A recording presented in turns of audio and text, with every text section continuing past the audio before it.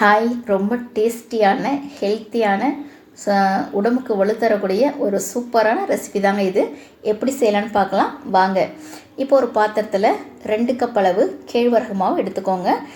Salt வந்து ஒரு 1/4 spoon அளவு சால்ட்டு போட்டுக்கோங்க. தண்ணி கொஞ்சம் கொஞ்சமாக விட்டு, பச்சை தண்ணியே ஊற்றிக்கலாங்க. சுடு தண்ணியெலாம் எதுவும் ஊற்றக்கூடாது. வார்ம் வாட்டர்லாம் தேவையில்லை.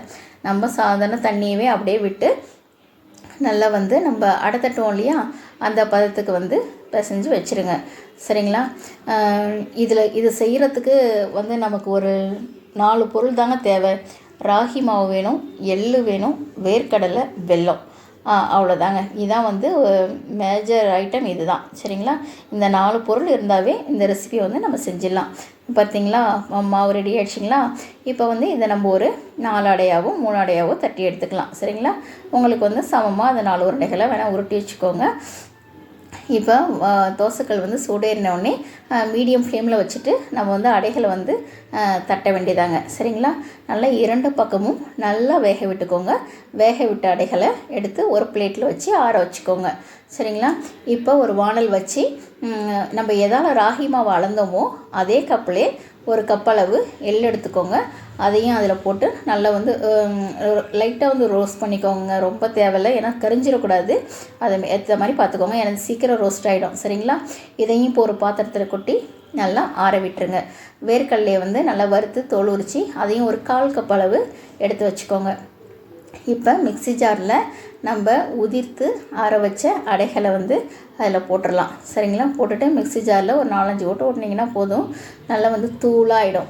நம்ம எதில் வந்து அந்த உருண்டை வந்து ரெடி பண்ண போகிறோமோ அந்த பாத்திரத்தில் அதை வந்து கொட்டிக்கோங்க. அதுக்கப்புறம் ஆற வச்ச எள் இருக்கு இல்லைங்களா, அந்த எள்ளையும் போட்டுக்கோங்க, வேர்க்கடலையும் போட்டுக்கோங்க. அதையும் ஒரு 4-5 ஓட்டு ஓட்டிக்கோங்க.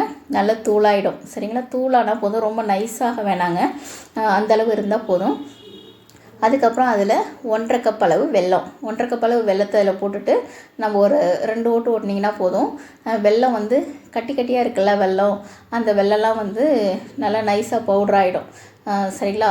இன்னொன்று, வெல்லம் வந்து லைட்டாக வந்து இலக ஆரம்பிச்சிடும்.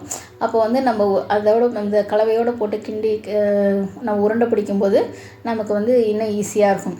அதுக்காக தான் இதை வந்து அப்படியே வந்து நீங்கள் அந்த கலவையோடய கொட்டி நல்லா வந்து கிளறிக்கோங்க. இதில் ஏலக்காய் தூளும் ஒரு ஸ்பூன் போட்டுட்டு நல்லா வந்து ஒன்றோட ஒன்று நல்லா கிளறி விடுங்க. நல்லா கிளறி விடும்போது என்ன ஆகுனா, அந்த வெல்லம் வந்து நம்ம கையில் இருக்கிற சூடுபட்டே வந்து மெல்ட்டாக ஆரம்பிச்சிடும். அது மெல்ட் நல்லா நமக்கு எந்த பக்குவத்தில் வந்து உருண்டை பிடிக்க வருதோ அந்த இதில் வந்து அப்படியே ஸ்டாப் பண்ணிக்கோங்க நம்ம கிளறத. அதுக்கப்புறம் வந்து நல்லா கையை வந்து சுத்தமாக கழுவிட்டு நல்லா ட்ரை பண்ணிவிட்டு அதுமாரி ட்ரையான ஒரு பாத்திரமும் உருண்டை பிடிக்கிறதுக்கு எடுத்து வச்சுருங்க. சரிங்களா? இப்போ வந்து நம்ம உருண்டைகளை வந்து பிடிச்சிடலாம். சின்ன உருண்டைகளாகவும் பெரிய உருண்டைகளாகவும் நீங்கள் எப்படி வேணாலும் பிடிச்சிக்கலாம். பிடிச்சி ஒரு பாத்திரத்தில் வந்து அடிக்கிட்டே வாங்க. சரிங்களா? இதில் கால்சியம், புரோட்டீன், அயன் போன்ற சத்துக்கள்லாம் இதில் வந்து நிறைய இருக்குதுங்க. இதை நம்ம சாப்பிடும்போது நம்மளுக்கு வந்து கால்சியம் சத்து இருக்கிறதுனால நமக்கு எலும்பு வலி, எலும்பு சம்மந்தமான பிரச்சனைகள்லாம் கொஞ்சம் வராமல் இருக்கும். ஈஸ்ட்ரோஜன் இதில் இருக்கிறதுனால நமக்கு முழங்கால் வலி அந்த மாதிரி வராமல் இருக்கும், மூட்டு வலி வராமல் இருக்கும்னு சொல்கிறாங்க. இதில் வந்து இதால் வந்து நமக்கு அனிமியா போன்ற பிரச்சனைகளும் வந்து இதில் வந்து வராதுங்க. சரிங்களா? அதனால் கண்டிப்பாக வந்து இந்த உருண்டைகளை வந்து சாப்பிடுங்க. 40 வயசுக்கு மேலே உள்ளவங்க இது போலலாம் செஞ்சு வச்சுக்கிட்டோம்னா நமக்கு அந்த இடுப்பு வலி அந்த மாதிரிலாம் வந்து நமக்கு வந்து வராமல் இருக்குங்க. இடுப்பு வலி, கால் வலிலாம் வராமல் இருக்கும். குழந்தைகளும் வந்து ஈவினிங் வந்து ஸ்கூல் விட்டு வந்தோடனே இது ரொம்ப டேஸ்டியாக இருக்கிறதுனால அவங்களாவே இன்ட்ரெஸ்டடாக ரொம்ப எடுத்து வச்சு சாப்பிடுவாங்க. இனிப்பாகவும் இருக்கும், டேஸ்ட்டாகவும் இருக்கும் அப்படின்னா அவங்களுக்கு பிடிக்கும் இல்லையா? அப்போ கண்டிப்பாக அவங்க வந்து எடுத்து வச்சு சாப்பிடுவாங்க. கண்டிப்பாக நீங்களும் இந்த ஸ்நாக்ஸ் ரெசிபியை கண்டிப்பாக செய்யுங்க.